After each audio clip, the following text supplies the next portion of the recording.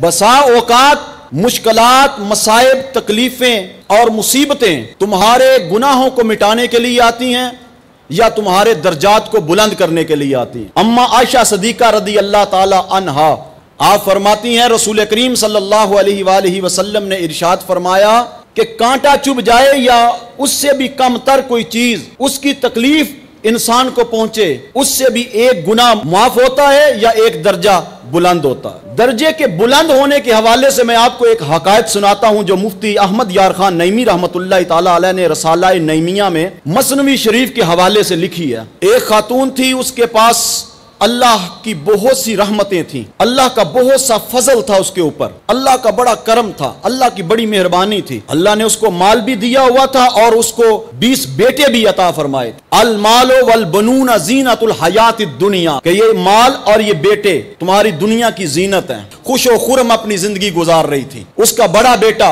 जो 18 बरस का हो गया, अचानक उसको एक बीमारी लगती है, वो उस बीमारी में वफात पा जाता है। वो माई कहती है इन्ना लिल्लाहि व इन्ना इलैहि राजिऊन। जब उसका दूसरा बेटा 18 साल का होता है, उस पर भी बीमारी हमला करती है, बेटा फौत हो जाता है। माई कहती है इन्ना लिल्लाहि व इन्ना इलैहि राजिऊन। उसका तीसरा बेटा जब 18 बरस का होता है, उस पे भी बीमारी हमला करती है, वो भी फौत हो जाता है। माई कहती है इन्ना लिल्लाहि व इन्ना इलैहि राजिऊन। यके बाद दीगरे 19 बेटे बीमारी से इंतकाल कर जाते हैं। और माई कहती क्या है, इन्ना लिल्लाहि व इन्ना इलैहि राजिऊन। जब उसका 20वां बेटा 18 साल की उम्र में आता है, उस पे भी बीमारी हमला करती है। माई भागती है उस बेटे को लेके इलाज मुआलजे के लिए, कभी इधर कभी उधर, कभी इधर कभी उधर, मगर बेटा जानबर नहीं होता, इंतकाल कर जाता। माई दीवानी हो जाती है और बेटों का दर्द ही बहुत होता है। हिंदुस्तान का हिटलर सुल्तान गयासुद्दीन बलबन ये गुस्से को फर्ज समझता था और इसका कौल था कि दबदबे के बगैर हुकूमतें नहीं चलती। इसके इशारा अबरू से कितनी गर्दनें कट जाया करती थी। जानते हो इसकी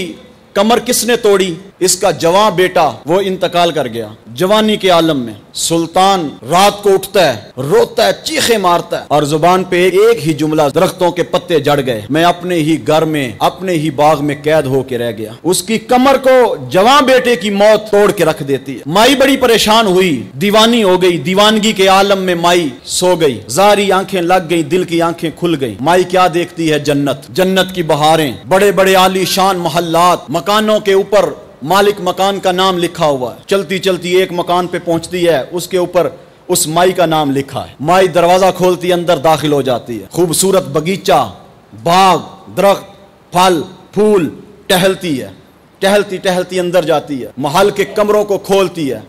एक कमरे को जब खोलती है तो सामने देखती है कि उसके 20 बेटे बिस्तर लगा के आराम से बैठे हुए। माँ को कहते हैं अहलन व सहलन मरहबा। माँ बड़ी खुश होती है। वो कहते हैं माँ हम अल्लाह की तरफ से बड़े सुकून में बैठे हैं, बड़े इत्मीनान में बैठे हैं। माँ शुक्र अल्हम्दुलिल्लाह कहती है। हातिफ से आवाज आती है, ए खातून तू जानती है कि ये तेरा असल मुकाम था, मगर यहाँ तक पहुँचने के लिए अमलों की जरूरत थी जो तेरे पास नहीं थे। ये 20 सीढ़ियां चढ़नी थी मगर तेरे पास अमल नहीं थे। फिर अल्लाह ने तुझे 20 गम दिए और उन 20 गमों की वजह से अल्लाह ने तुझे ये मुकाम अता फरमाया।